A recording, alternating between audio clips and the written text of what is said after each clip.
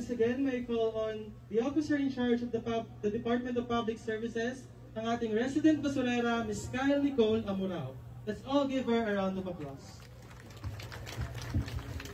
Thank you. Pasensya na po, excited lang po siyang i-announce ako. Ayan, nakakatawa, ang dami pong volunteers today.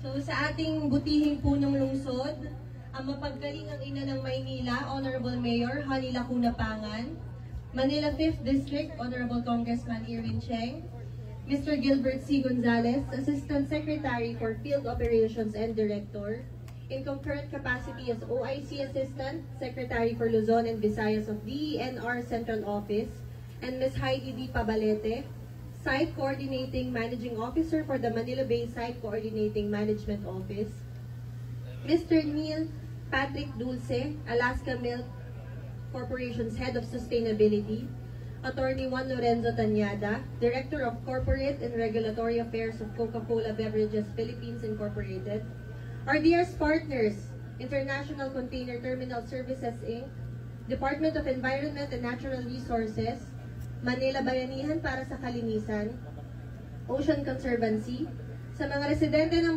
Barangay 649 led by Chairwoman Diana Espinosa and Council, gayon din sa aking kapwa lingkod bayan sa mga department at division heads, partners from national government agencies and non-government organizations, actors and advocates for healthier oceans and cleaner cities, friends from the media, and to all the volunteers who have joined us this morning, isang makakalikasang araw po sa ating lahat. Allow me to welcome you all to the 38th International Coastal Cleanup Day. Nakakatuwang makita na ang lahat ay masaya at aktibong nakikiisa ngayong araw. Naway ang mga ganitong uri ng gawain ay magpatuloy upang tiyak na masiguro ang kalinisan ng ating mga katubigan at kalikasan. Patuloy pa rin po ang aming panawagan na hanggat maaari ay isegregate po natin ng maayos ang ating mga basura. Tayo ay maging masinop dahil ang susi para sa ikalilinis ng kalikasan ay nasa ating mga kamay. Kung ang bawat isa po sa atin ay magiging responsable sa pagtatapon, masisiguro po natin na malaki ang may babawas ng mga basurang napupunta sa katubigan. Nais ko pong ipagmalaki ang aming masisipag na Estero Rangers na araw-araw nilang sinisiguro ang kalinisan ng ating 31 na estero. Gayon din ang aming Team Mandaragat at Baseco Beach Warriors na silang abala sa kalinisan ng Manila Bay. Ang ikalilinis po nito ay hindi basta makakamit kung hindi tayo magtutulungan. Tayo pong lahat ay maging involved, maging bahagi po tayong lahat sa mga makakalikasang gawain. Let's strive to be part of the solution and not the pollution. Sa direktiba rin po ng ating Manila Mayor, Mayor Maria Sheila Honey Lacuna Pangan, dapat po dito lang po tayo pero kasalukuyan pong naging citywide ang ating coastal cleanup. So sa buong lungsod po ng Maynila ay naglilinis po ang buong departamento namin sa lahat ng district ng Manila. So naniniwala din po ako na mahaba-haba man ang ating gagawing paglalakbay upang patuloy na protektahan at pangalagaan ang kalikasan at marami pa tayong pagsubok na kakaharapin. Subalit hindi ito nalalayo kung bawat isa sa atin ay ginagampanan ng maayos ang ating mga tungkulin. Kami po sa Department of Public Services ay patuloy na kikilos at gagampanan ang aming mandato to effectively and efficiently manage solid waste. Bukas puso kami sa pakikipagtulungan tungo sa ikalilinis at ikagaganda ng ating kalikasan para sa mas malinis at maunlad na bagong Maynila. Maraming salamat po. Thank you very much, our officer in charge, Ms. Kyle Nicole Amurao. And to give us the message of support, may call on the Corporate Affairs Associate Manager and Head of Sustainability of the Alaska Milk Corporation. Let's all welcome Mr. Neil Patrick Dulce. Let's all give him a round of applause.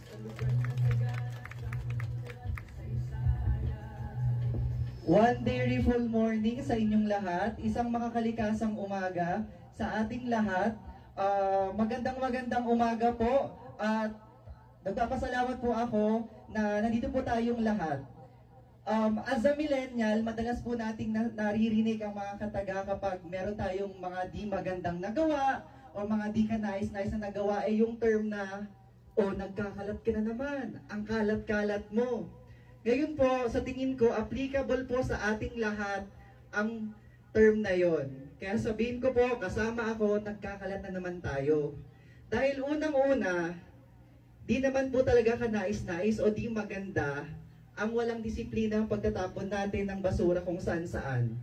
At pangalawa, nagkakalat po naman kasi talaga tayo.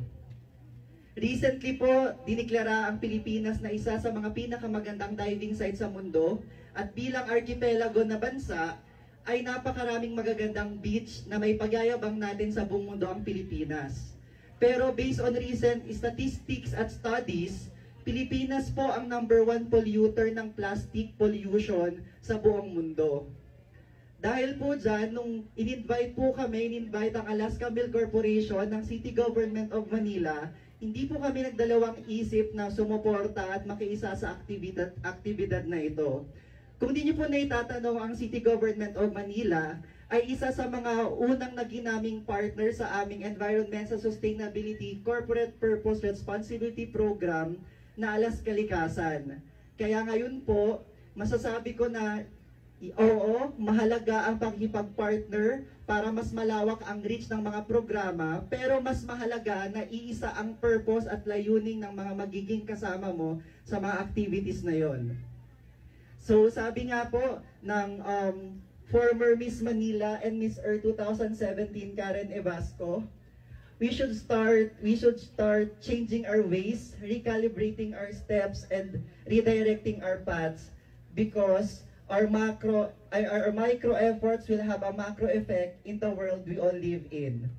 So lagi pong naririnig ang term sa Alaska Milk Corporation na wala pa ring tatalo sa Alaska, pero sa bayan natin ngayon, sa ating environment ngayon, mas wala pa rin tatalo kung sama-sama tayong maglilinis at magkakaroon ng disiplina para sa ating kapaligiran. Muli, magandang umaga sa ating lahat. Thank you very much, Mr. Neil Patrick Lucen. Also to give us a brief message of support, may I call on the Director of Corporate and Regulatory Affairs from the Coca-Cola Beverage Philippines. Let's all welcome Attorney Juan Lorenzo Tañada. Let's all give him a round of applause.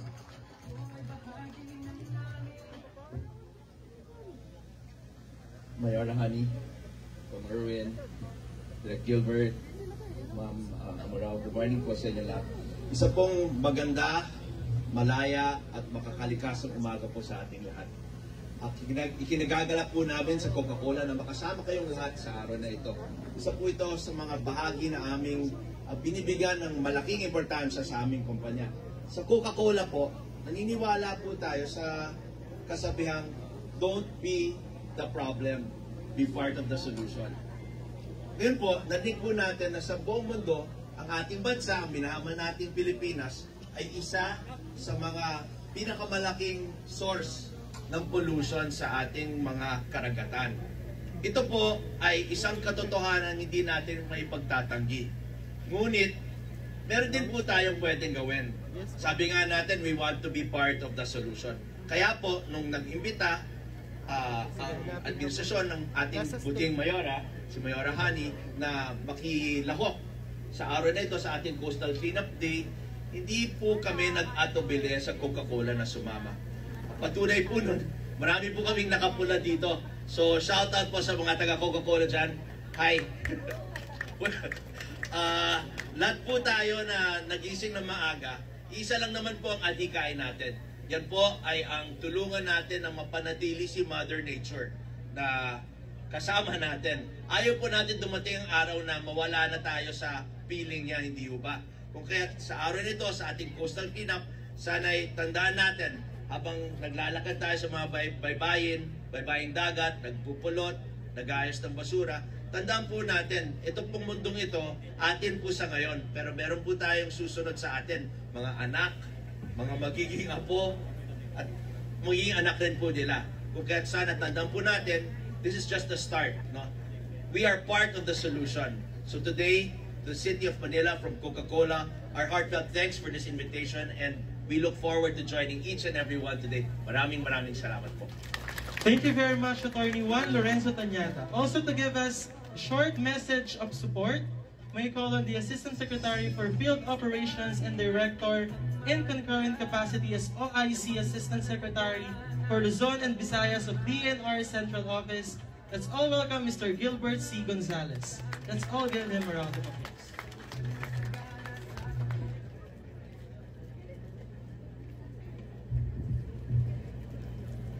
Sa ating pong ginagalangan, Alkalde ng Manila, Mayor Ani Lacuna Pangan, sa ating pong mga kasama sa private sector, ang Alaska Coca-Cola na pinangunahan po ng kanilang direktor, si Atty. Lorenzo Tañada.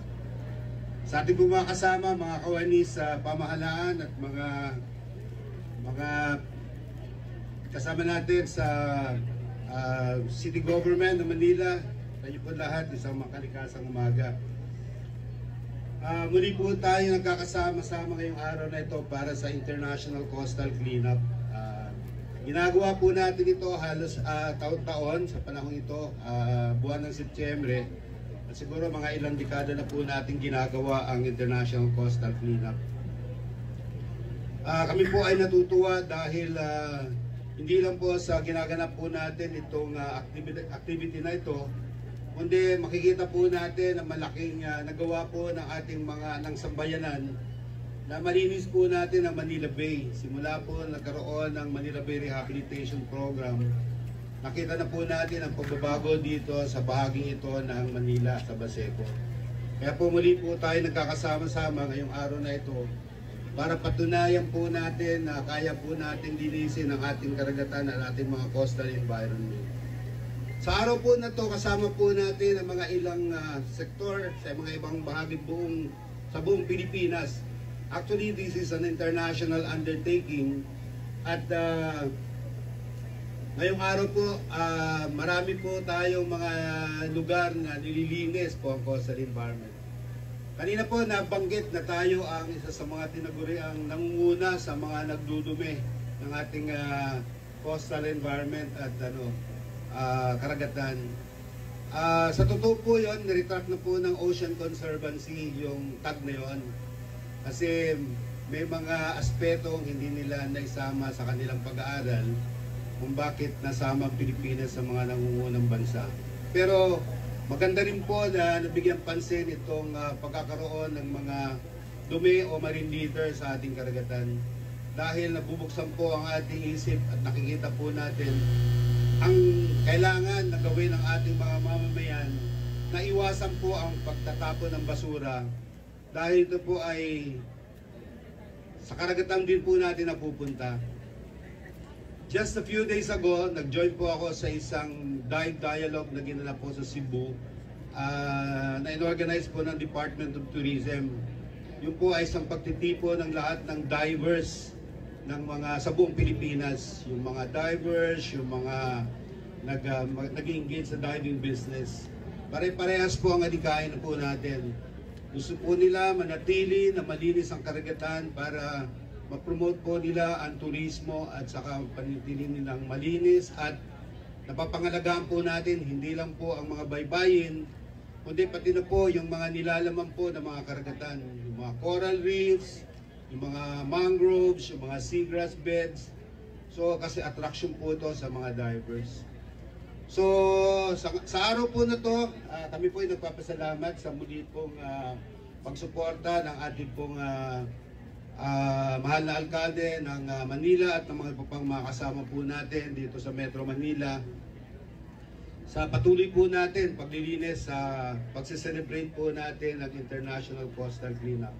Kaya po sa ngalan po ng aming Secretary Maria Antonia Yululoy Saga, nakasalukuyan po ngayon na nag-attend po siya ng preparatory meeting sa Conference of Parties po para sa climate change sa darating na Nobyembre at hanggang Disyembre. Hindi po siya nakadalo kaya pinapaabot po sa inyong lahat ng kanyang pong paumanhin, lalo-lalo na po sa ating alkalde ng Manila na hindi po siya makasama sa ating araw na to. Pero lahat po ng suporta po ng DNR pinapaabot po namin na kami po ay laging kasama ninyo sa mga ganitong mga adikain at mga activities. So muli po, pagpatuloy po natin na magkaisa po tayo para Patuloy po nating iwasan ang pagtatapon ng basura sa ating kapaligiran at linisin po natin ang ating mga coastal environment. Sa inyo po lahat, isang makalikasang umaga po muli sa inyo. Thank you very much, Mr. Gilbert C. Gonzalez, and also to give us a short message of support, may I call on the 5th District of Manila Honorable Congressman Erwin Cheng.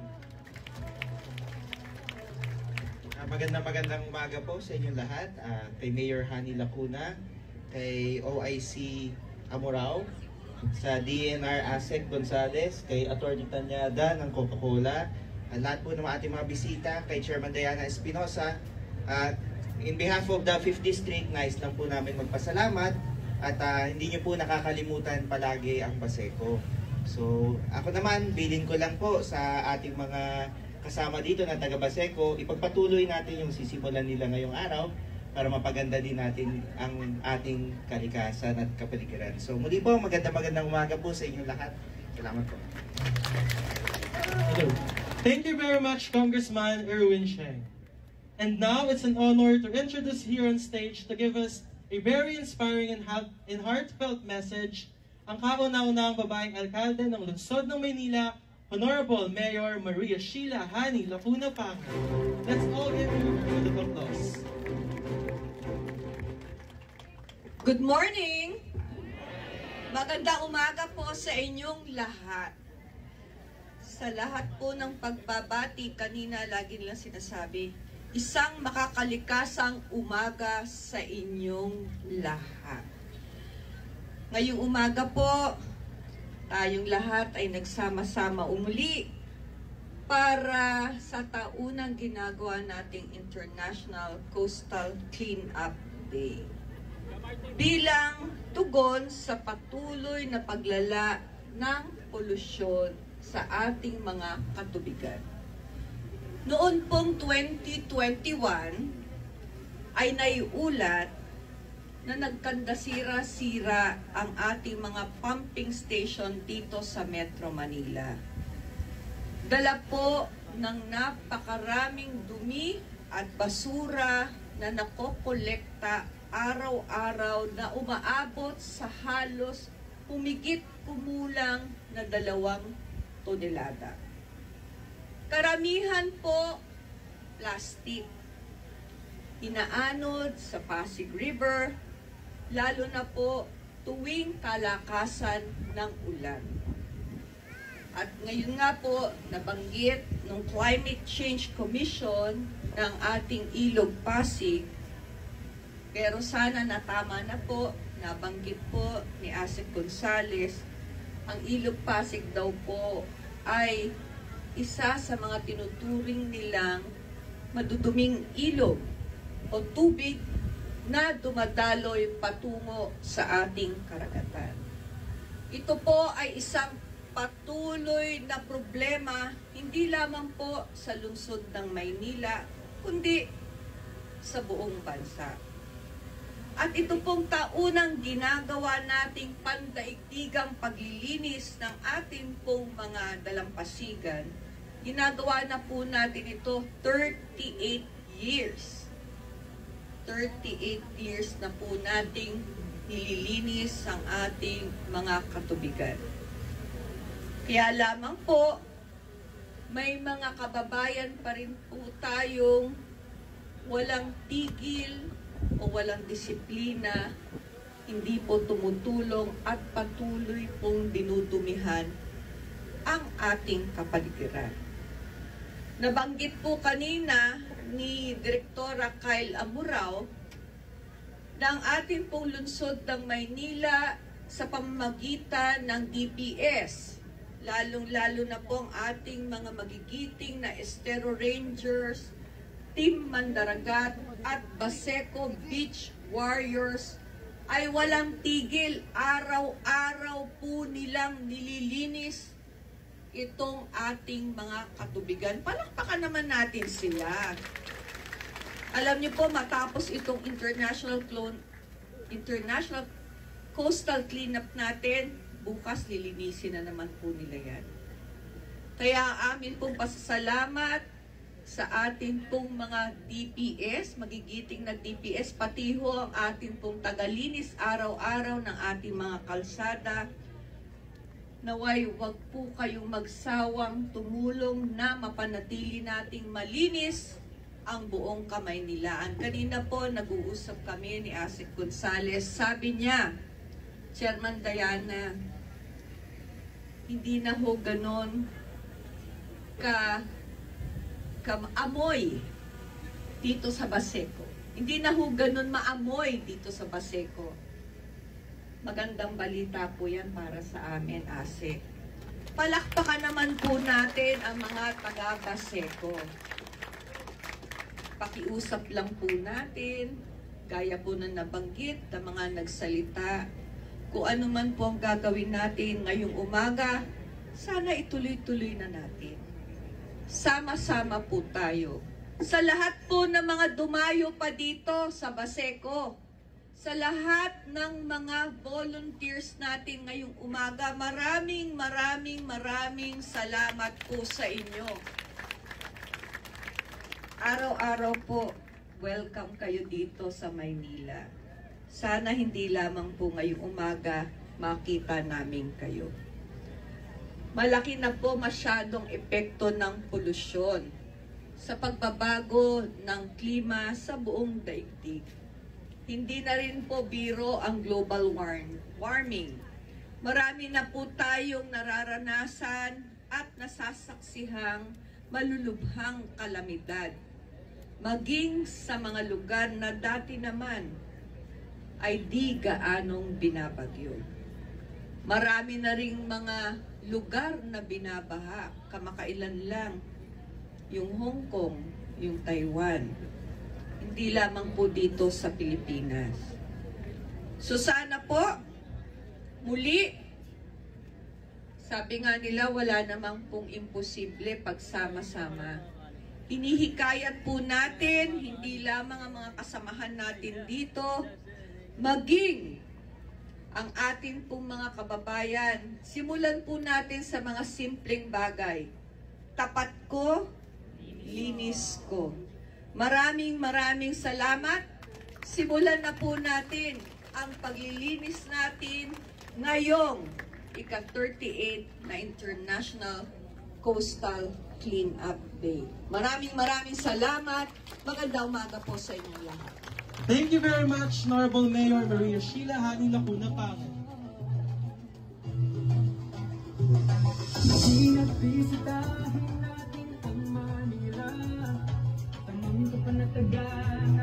Muli isang makakaligasang umaga po sa ating lahat. Ngayon po ay opisyal na po namin sinisimulan ang Coastal Cleanup proper. You may now proceed to your designated station right at the Baseco Beach. Thank you very much.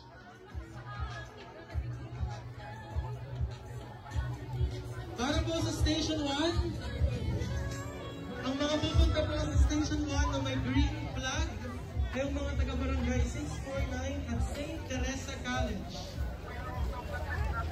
Station 2 naman po, blue flag, ang mga taga-DPS, DPW, Manila, FDR, Rainbow, High School, Coca-Cola, Youth Environmentalist, at ang mga high school.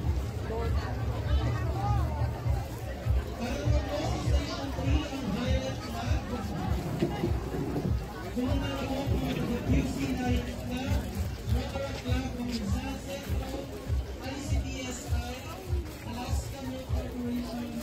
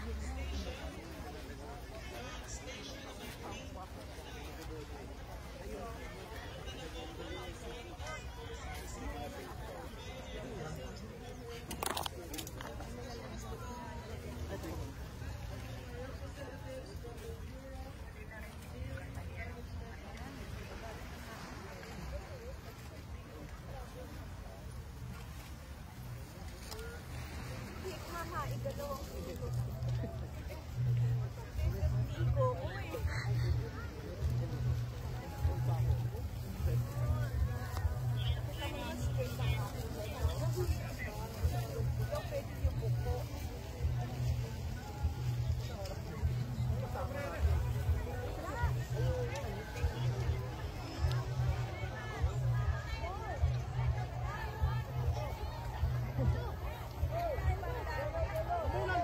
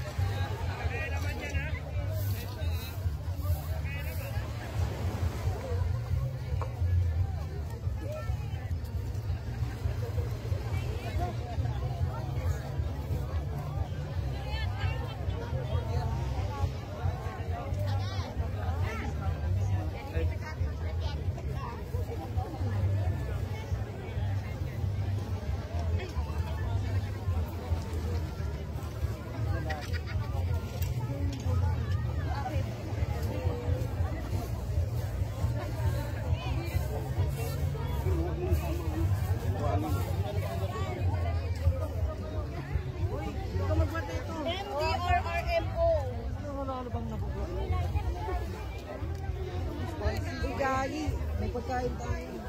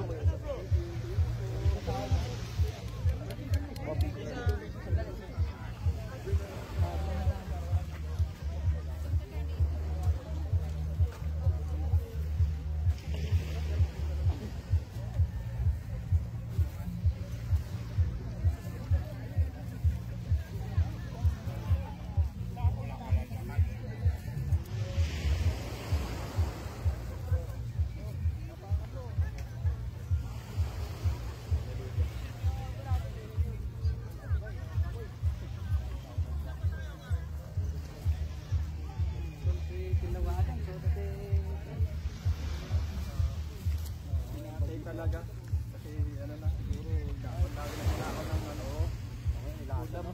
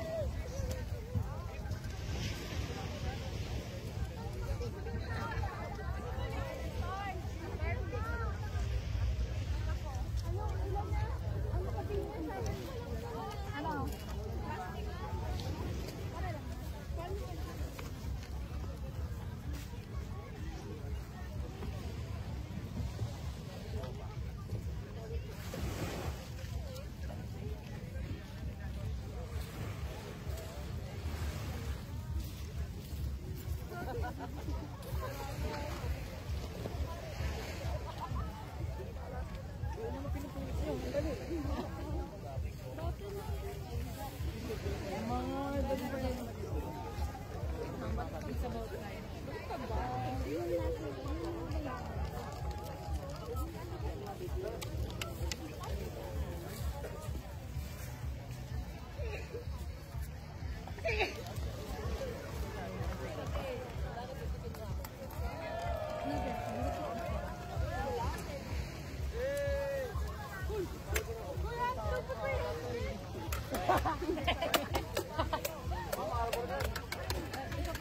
pwede makakita ko may maayos pa. Ma'am, may nakita ko maano, maayos pa.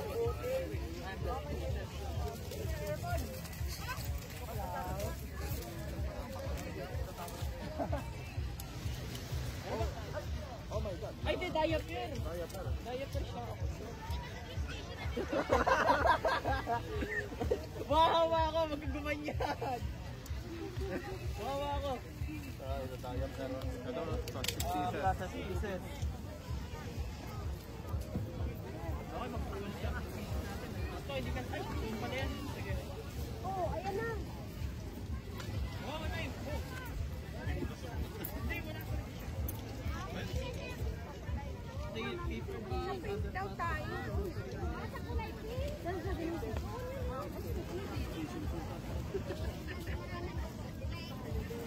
Wala ka naman gusto tayo namin kanina. Ayaw, may ulam na tayo.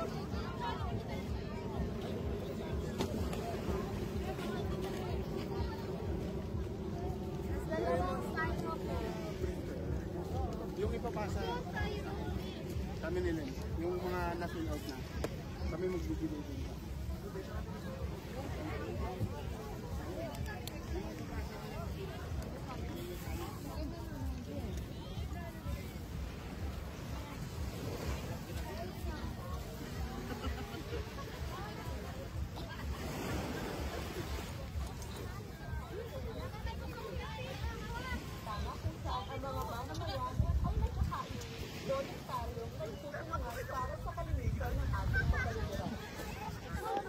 Pagkakagawa ng World Cleanup Day noong 2008 sa Estonia, isang munting bansa sa Europa, kung saan humigit kumulang 50,000 na katao ang nagkaisa na linisin ang buong bansa at nakakolekta ng 10,000 na tonelada ng basura sa loob lamang ng 5 oras.